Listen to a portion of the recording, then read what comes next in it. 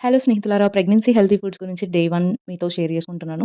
Morning అయితే soaked almonds తీసుకున్నా. తర్వాత రాగిలో మినపప్పు నానబెట్టేసి, నైటే మిక్సీ పట్టేసి, పొద్దునకి ఫర్మెంట్ అయిన రాగి పిండితో రాగి దోసలేసుకొని తిన్నా అనమాట. ఈ రాగి దోసలు రెగ్యులర్‌గా కాకపోయినా వీక్లీ వన్స్ అయినా ఆర్ 2 వీక్స్‌కి ఒకసారైనా తీసుకోవడం చాలా హెల్తీ. ప్రెగ్నెన్సీ వాళ్ళకని కాదు, డయాబెటిక్ పేషెంట్స్‌కయితే చాలా హెల్ప్ అవుతుంది. ఈ రాగి పిండి ఐరన్ అబ్సార్ప్షన్‌కి చాలా హెల్ప్ అవుతుందనమాట. చాలా హెల్తీ ఫుడ్. ఇంకా దీంట్లోకి కాంబినేషన్‌గా చట్నీ ఏం చేయలేదనమాట. మా వారికి చేసిన కర్రీ లంచ్ బాక్స్‌లోకి చేసిందే కాంబినేషన్‌గా తినేసిన. మధ్యాహ్నం లంచ్‌లోకి పాలకూర కర్రీ చేసుకొనుండే. ఈ గ్రీన్ లీఫీ వెజిటబుల్స్ చాలా హెల్తీ.